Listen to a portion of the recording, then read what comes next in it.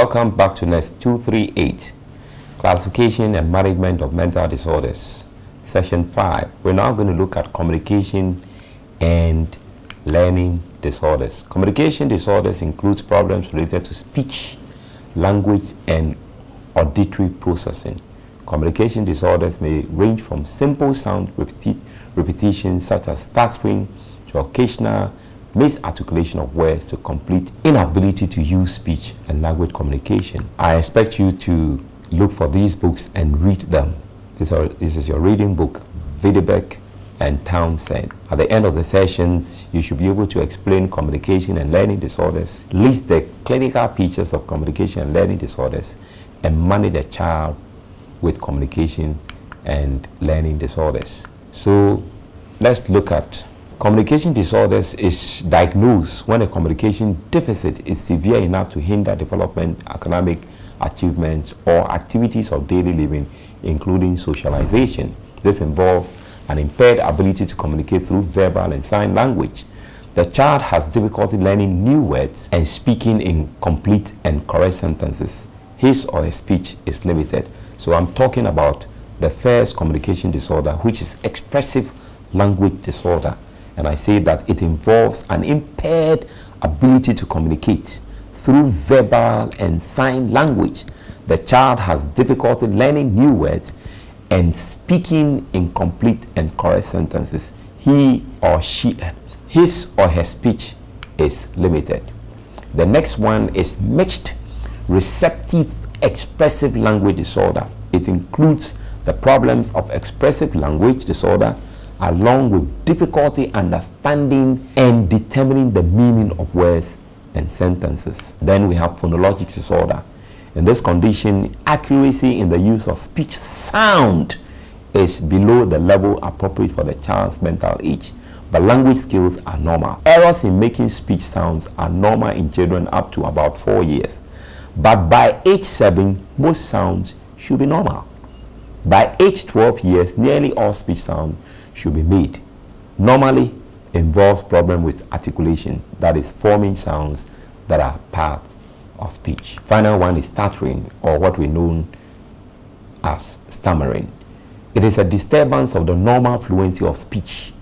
It may take the form of repetitions of syllables or words. It is 4 times more frequent in boys than in girls. It is usually a brief problem in the early stages of language development. However, 1% of children suffer from stammering after they have entered school.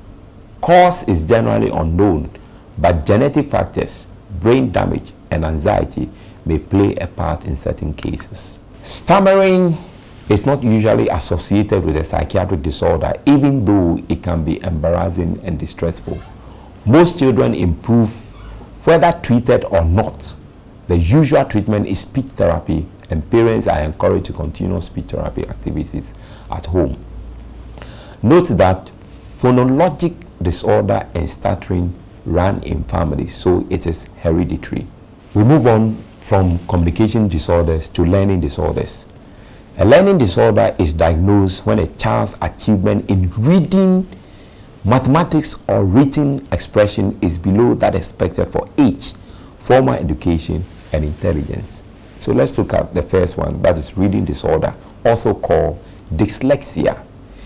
It is defined by reading age below the level expected for the child's age and intelligence quotient. Reading disorder is to be distinguished from general backwardness in scholastic low intelligence, lack of opportunity to learn at home or at school, or poor visual acuity. The child has serious delay in learning to read, evident from the early years of schooling. Errors in reading and spelling include omissions, substitutions, or distortion of words, slow reading, long hesitations, and reversal of words or letters. Reading disorder or dyslexia may lead to conduct problems at school when the child is frustrated by failures. What are the prognoses of dyslexia? This varies with severity of the condition. About a quarter achieve normal reading skills by adolescence if the condition is mild. Very few with severe problems in mild childhood overcome them by adolescence. The next is mathematics disorder, otherwise also called dyscalculia. Dyscalculia is difficulty with mathematics or mathematics disorder, or difficulty with mathematics disorder is probably the second most common learning disorder.